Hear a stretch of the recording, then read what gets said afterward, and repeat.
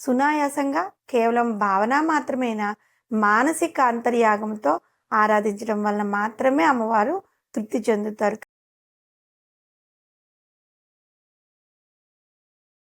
శ్రీమాత్రే నమః. శ్రీ లలితా సహస్రనామంలోని 681వ నామము సుఖారాధ్య.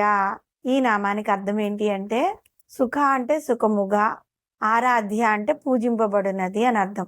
జగన్మాత వేదవిహితమైన యజ్ఞానుష్ఠానములతో కూడిన పూజలకు, హోమాలకు, అదేవిధంగా ఆ పూజలు ఏవీ ఆచరించలేని ఒక సాధారణ భక్తుడు చేసే ధ్యానానికి కూడా ఒకే విధంగా స్వీకరించి అమ్మవారు ఎంతో సంతృష్టి చెంది దానికి తగిన ఫలితాన్ని ఇస్తూ ఉంటుంది.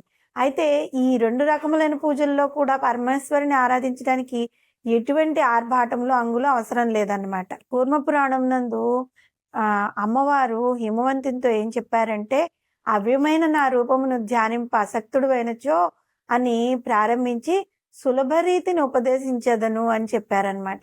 జగన్మాతను ఆరాధించడానికి ఉపవాసములు చేసి శరీరాన్ని బాగా కృషింప చేసుకునే అవసరం లేదనమాట. అదేవిధంగా ఆ తల్లి పూజకి ఎటువంటి రూప నిర్బంధములు కూడా లేవు. పరబ్రహ్మ స్వరూపము, అవ్యక్తము, నిరాకారము. భగవంతునికి ఈ రూపాలన్నీ కూడా మనం కల్పించుకున్నవి మాత్రమే. అందువల్ల అది శివుడైనా, విష్ణువైనా, అమ్మవారైనా సరే ఏ రూపముతో ఆరాధించినా అవన్నీ అమ్మకే చేరుతాయి. అదే విధంగా ఆ తల్లికి మహానైవేద్యాలు సమర్పించడానికి కూడా శక్తి లేక సమర్పించలేకపోయామే అనే బాధపడాల్సిన అవసరం లేదు.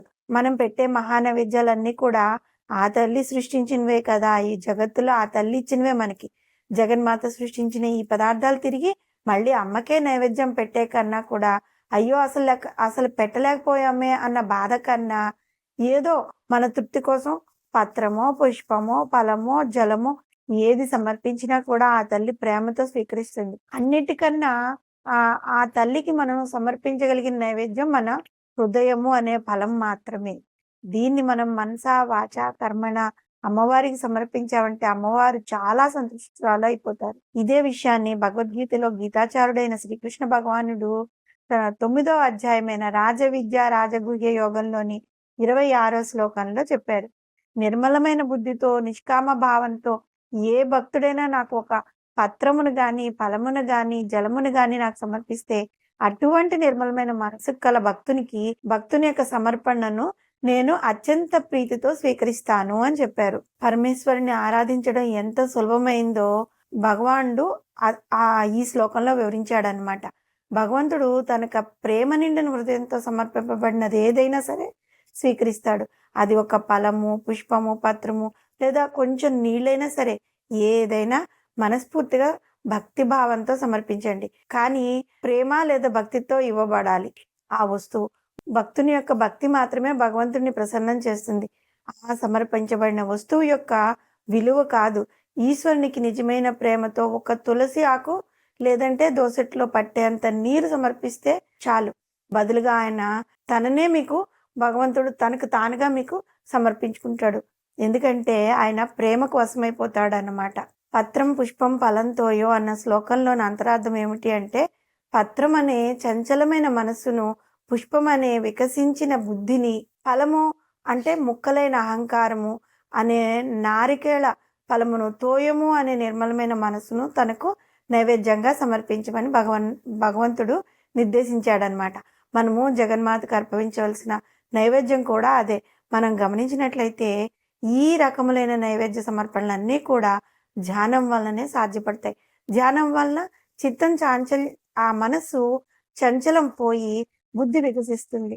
అహంకారం తొలగిపోయి మనస్సు నిర్మలమైనప్పుడు జగన్మాత దర్శనం మనకి లభిస్తుంది. శరీరాన్ని కృషింపజేసే పూజల కన్నా ఐహికమైన శుభములను ప్రసాదిస్తూ శుభంకరమై సుఖముగా తక్కువ శ్రమతో ఆరాధించబడిన దేవత అయిన పరమేశ్వరిని వసన్యాది వాగ్దేవతలు సుఖారాధ్య అనే నామంతో కీర్తించారు. పైన చెప్పుకున్నవన్నీ కూడా మనకి తెలిపేవి ఏంటంటే, ఆర్భాటాలతో కూడిన అనేక రకాలైన నైవేద్యాలు సమర్పించడం కంటే కూడా నిర్మలమైన మనసుతో కూడిన ధ్యానము అనే నైవేద్యాన్ని శ్రీ లలితా పరమేశ్వరికి అత్యంత ప్రీతితో సమర్పించాలి. కాయక్లేశముతో గాని, వెయ్య ప్రయాసలతో కానీ అవసరం లేకుండా సునాయాసంగా కేవలం భావన మాత్రమేనా మానసిక అంతర్యాగముతో ఆరాధించటం వలన, ఈ విధంగా ఆరాధించడం వలన మాత్రమే అమ్మవారు తృప్తి చెందుతుంది.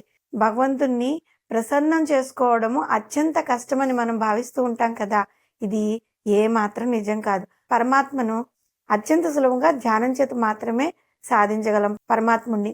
అంతేకాని కష్టతరమైన నియమనిష్టలతో, అలవికి మించిన నైవేద్యాలు, సమర్పణ భావాలతో దూరం చేసుకోవడం కన్నా ఇలాంటివి చేయకుండా మనకి సుఖంగా ఉండేలాగా సుఖాసనం వేసుకుని కాసేపు ధ్యానంతో అమ్మవారిని మనసా వాచాకరణ అంటే ప్రేమతో, భక్తితో ఏది సమర్పించినా అమ్మవారు ప్రీతిగా తీసుకుంటారు. కాబట్టి ఈ నామంలో మనం చెప్పుకున్న విధంగా సునాయాసంగా కేవలం భావన మాత్రమేనా మానసిక అంతర్యాగంతో ఆరాధించడం వలన మాత్రమే అమ్మవారు తృప్తి చెందుతారు. కాబట్టే సుఖారాధ్య అనే నామంతో మనము మనసులో స్మరిస్తూ అమ్మవారికి ఫలం, పత్రం, పుష్పం, తోయం ఇలాంటివి భక్తితో, ప్రేమతో అమ్మవారికి మనం సమర్పించుకుందాము. శ్రీమాత్రే నమః.